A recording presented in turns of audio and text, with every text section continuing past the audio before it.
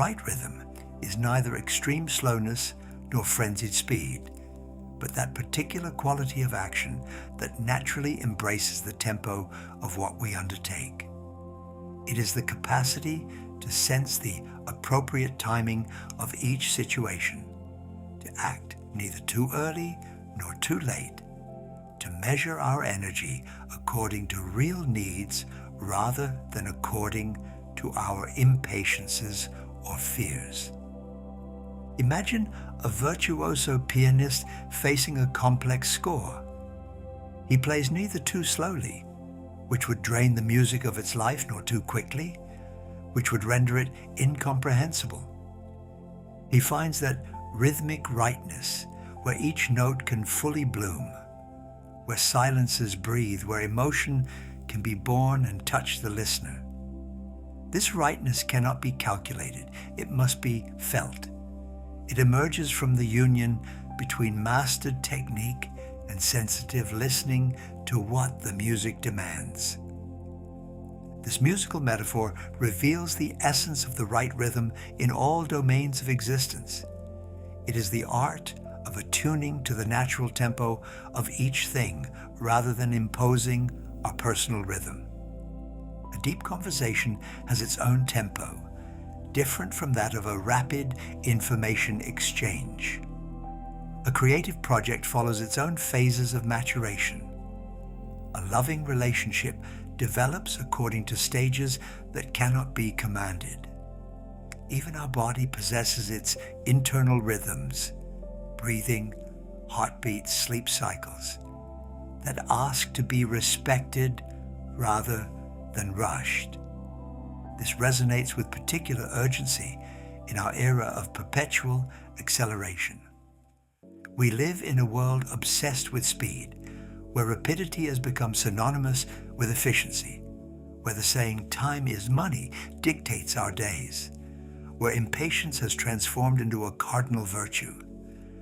We rush from task to task, from project to project, from experience to experience, as if our value were measured by our capacity to do always more, always faster. Yet this frenzied race costs us dearly. It exhausts us, fragments our attention, diminishes the quality of our relationships, and, paradoxically, often makes us less efficient. In our haste, we make more errors. We miss the subtleties that make all the difference. We pass by the beauty and depth of the present moment.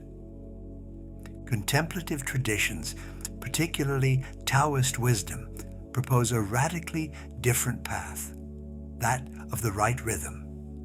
This approach does not advocate slowness for slowness' sake, but the discovery and respect of the natural tempo of each thing, each being, each situation.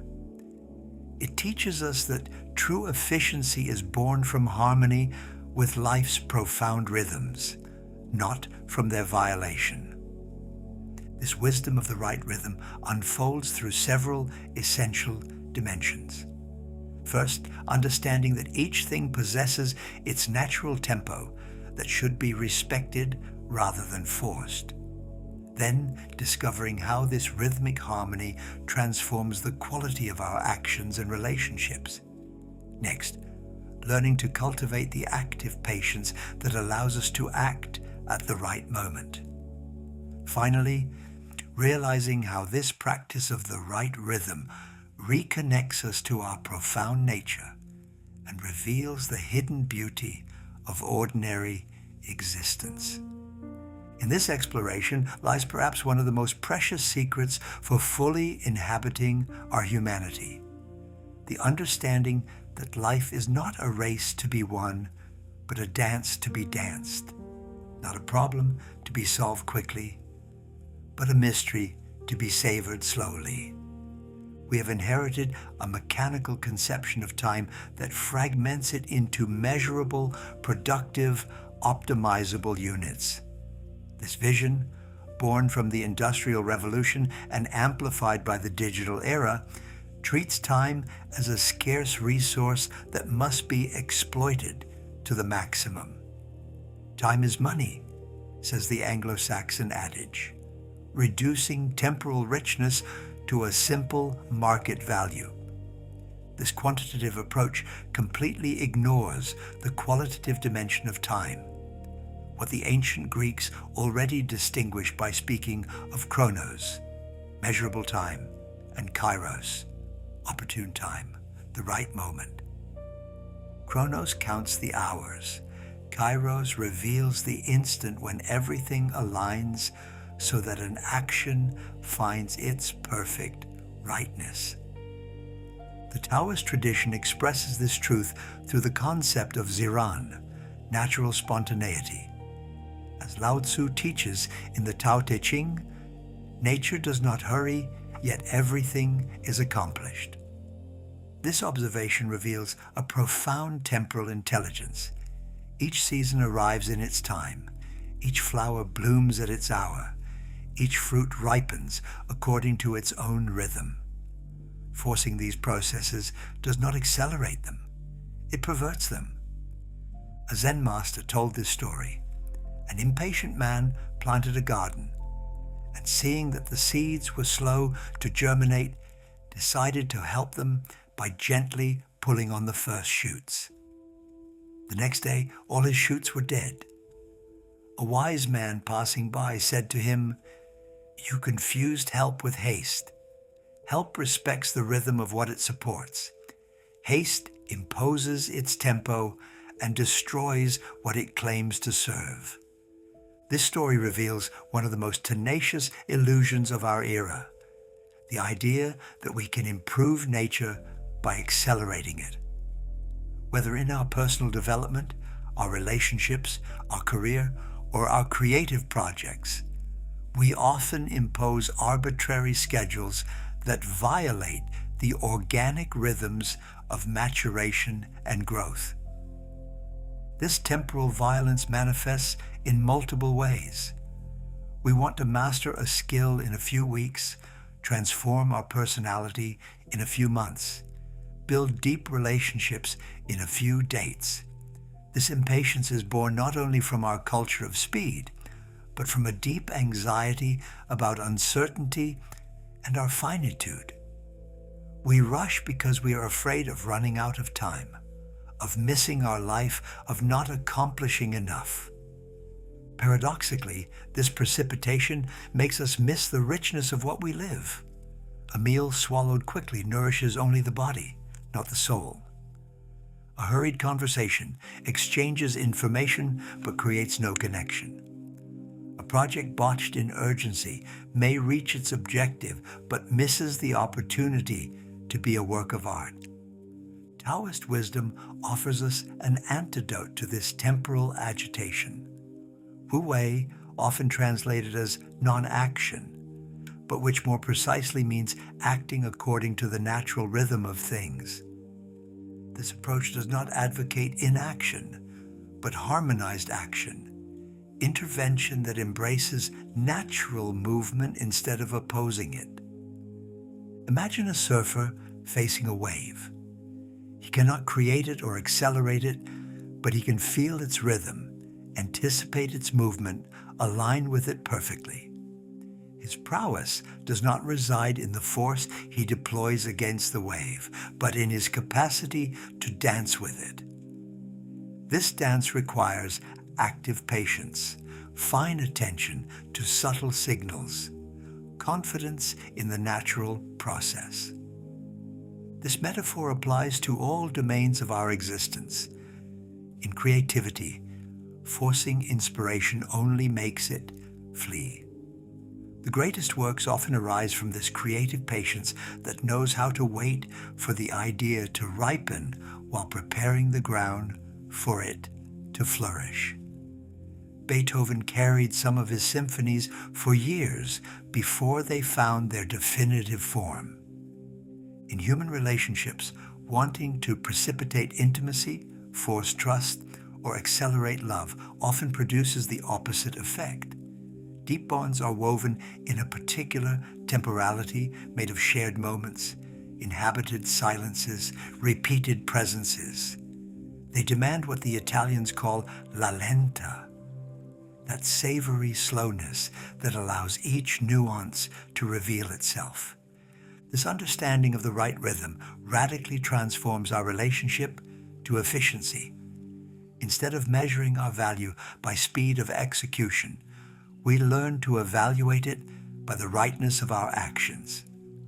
A decision made too quickly may save us time in the short term, but cost us much in the long term. A precipitated word can wound a relationship that years of patience have built. A Taoist sage taught, "Water that flows slowly carves more deeply than water that rushes."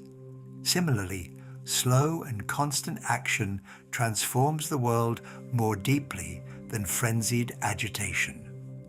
This truth is verified in all domains where we seek lasting impact: education, healing, social transformation, spiritual development.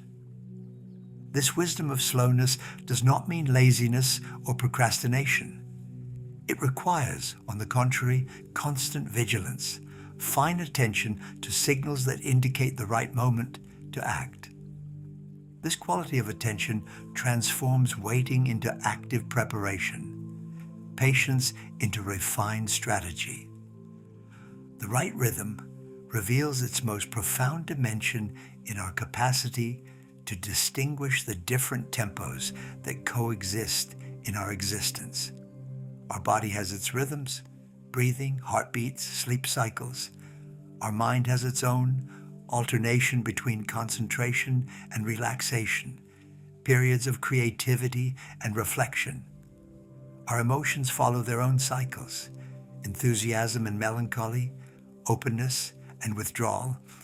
This demands a form of interior conductor capable of harmonizing these different temporalities without sacrificing any.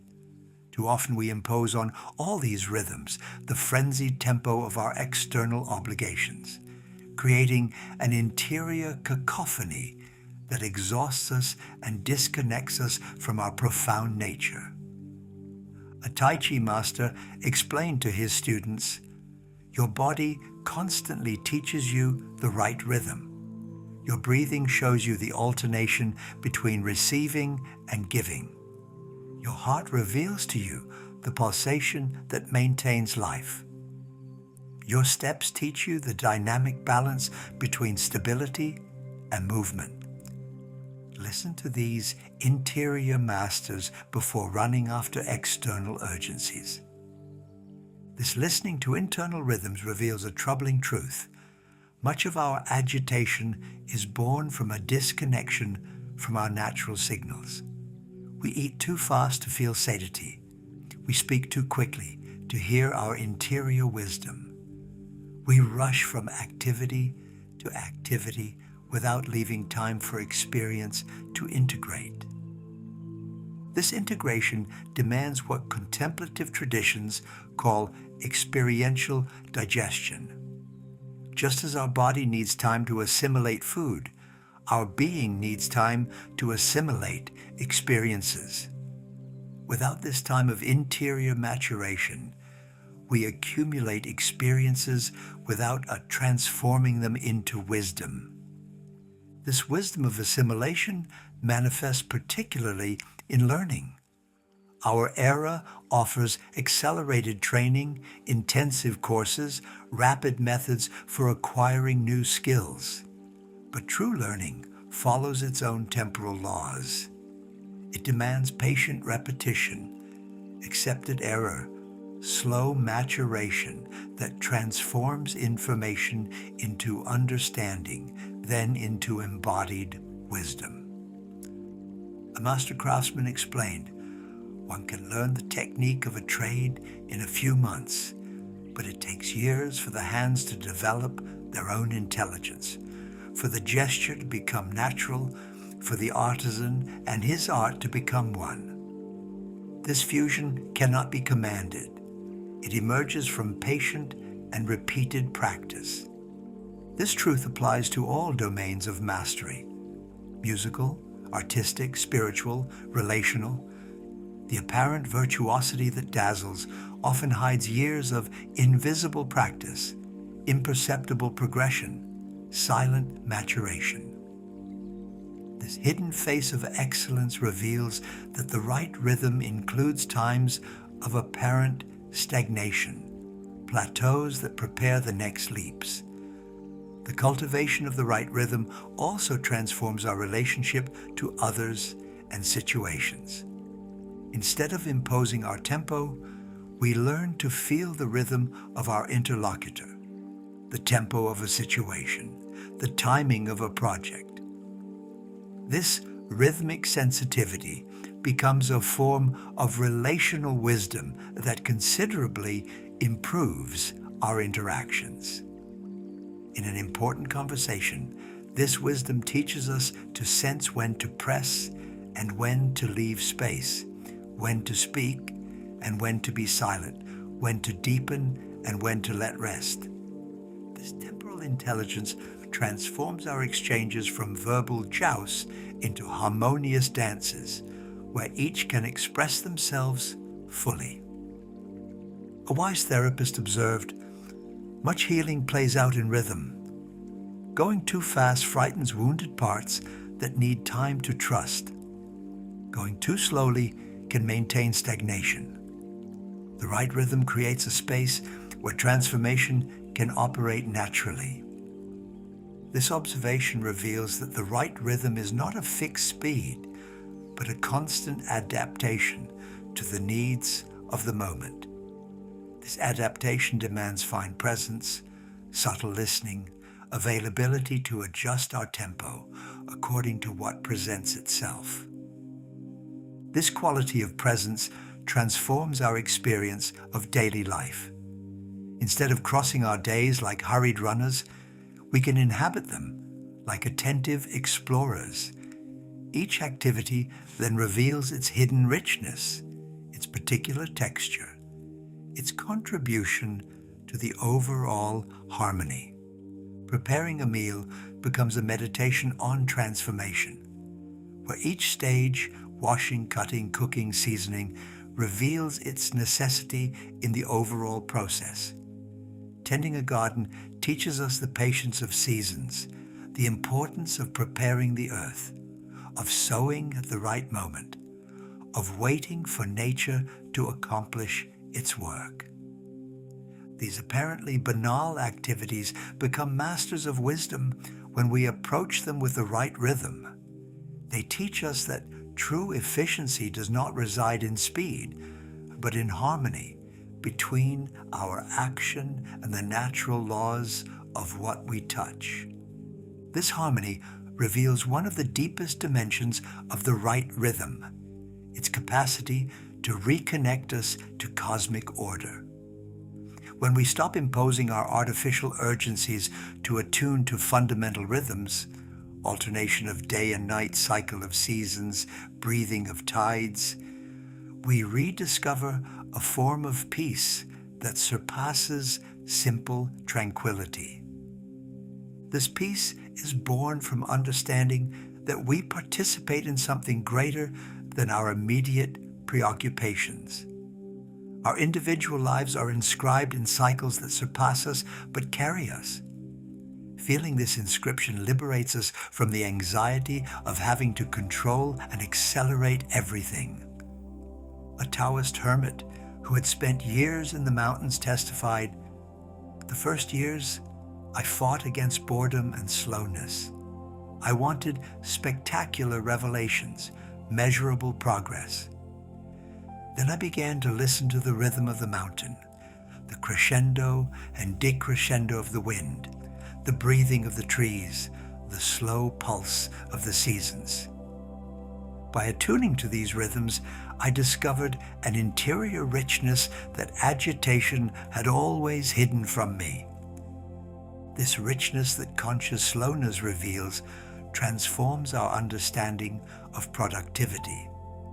Instead of measuring our days by the number of tasks accomplished, we can evaluate them by the quality of presence we brought to each moment. This qualitative presence enriches each experience and paradoxically makes us more efficient in the long term. Thich Nhat Hanh, that Zen master whose wisdom has touched millions of hearts, reminds us with simplicity. Thanks to mindfulness, we discover that there is enough time to do everything if we do it with presence. This efficiency of the right rhythm manifests particularly in creative domains. Artists know that certain works cannot be forced, that they demand a gestation time that cannot be commanded. This creative patience accepts periods of apparent dryness as necessary for the preparation of future flowerings. A novelist described his process. I learned to trust dead times, periods when nothing seems to advance. These pauses allow ideas to ferment in depth. When inspiration returns, it often brings connections I would never have discovered in precipitation. This confidence in latency times reveals profound wisdom. Every process of creation, whether artistic, personal, or professional, includes visible phases and invisible phases. Our culture, obsessed with immediate results, often makes us abandon during invisible phases, depriving us of fruits that would have come with patience. The right rhythm also teaches us the delicate art of timing in our actions and decisions. There's a time to sow and a time to reap, a time to speak and a time to be silent, a time to push and a time to wait. This sensitivity to timing transforms our interventions into artist's gestures.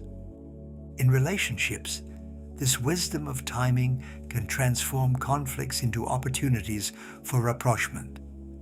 Instead of reacting immediately to a provocation, we can take time to sense what lies behind, to let the first emotion subside, to choose the moment and manner most propitious for a constructive exchange. An experienced mediator shared, I learned that conflict resolution cannot be forced. There are moments when parties are not ready to hear, when the wound is too fresh, when the ego is too mobilized. My role often consists of creating a space where maturity can develop naturally. This relational patience reveals that many of our interpersonal difficulties are born from timing problems. We want apologies before understanding has come. We ask for intimacy before trust is established. We demand changes before motivation has appeared. This understanding transforms our approach to influence and leadership. Instead of imposing our vision, we learn to create conditions where this vision can be adopted naturally. This approach demands more initial patience, but produces more durable and authentic results. The right rhythm also reveals its therapeutic dimension in our relationship to difficult emotions. Instead of seeking to evacuate them quickly, we can learn to welcome them with patience, give them time to deliver their message, to transform naturally. This approach transforms our emotional states from problems to be solved into processes to be accompanied. Sadness, for example, has its own rhythm of resolution. Wanting to accelerate it through distractions or forced consolations can repress it without healing it. Granting it the necessary time and space often allows its natural transformation into wisdom and compassion. A sage advised, treat your emotions like interior seasons. The winter of melancholy prepares the spring of renaissance. The summer of enthusiasm ripens toward the autumn of reflection. Each season has its beauty and its necessity. Wanting perpetual spring is to deprive oneself of the richness of the complete cycle. This seasonal approach to interior states liberates us from the obligation to be always positive always energetic, always productive. It reconciles us with our natural rhythms of expansion and contraction, activity and rest, sociability and solitude. This reconciliation with our natural cycles reveals one of the most important keys of the right rhythm: acceptance of alternation. Our culture tends to valorize only one pole: action, speed, growth, optimism, while devalorizing its necessary complement. This unipolar vision creates an imbalance that exhausts us and disconnects us from our interior ecology. The Tao Te Ching expresses this truth. All things under heaven are born from being. Being is born from non-being. This paradoxical formula reveals that phases of emptiness, slowness, withdrawal are not failures, but necessary conditions for all new creation. Without winter, no spring. Without inspiration, no expiration. Without silence, no music. This understanding of alternation transforms our relationship to difficult or unproductive periods. Instead of fighting them as failures, we can welcome them as necessary phases of regeneration. This acceptance saves us from the exhaustion of those who force perpetually and prepares us for future surges. As Lao Tzu emphasizes, nothing in the world is softer than water, yet nothing is more effective at overcoming the hard and rigid. This temporal flexibility teaches us to bend without breaking, to slow without stagnating. In the professional domain, this wisdom can revolutionize our approach to productivity. Instead of seeking constant output, we can learn to recognize our natural rhythms, to plan demanding tasks during our energy peaks, to use calmer phases for reflection and preparation. An entrepreneur who had integrated this approach testified, "I stopped fighting against my biorhythms. Now, I schedule my important meetings when I know I'm at my best, and I use my low moments for routine tasks or planning. This adaptation has considerably improved my performance without increasing my stress." This personalization of rhythm reveals that temporal wisdom cannot be applied mechanically. Each person must discover their own cycles, their own rhythmic needs, their own way of alternating effort and recovery. This discovery demands fine listening to our interior signals and the courage to resist external pressures. This resistance to external temporal pressures becomes an act of wisdom and even creative rebellion. In a world that pushes us toward perpetual acceleration, consciously choosing slowness becomes revolutionary, a gesture that reconnects us to our profound humanity. This reconnection finally reveals that the right rhythm is not simply a time management technique, but a path of wisdom that transforms our entire experience of existence. By attuning to natural rhythms, we discover a form of joy that is born not from frenzied accomplishment, but from harmonious participation in the great movement of life. The right rhythm reveals itself as one of the most precious keys for fully inhabiting our humanity. It liberates us from the tyranny of urgency to offer us the richness of presence. It reveals that true efficiency is born not from speed, but from rightness, not from accumulation, but from integration.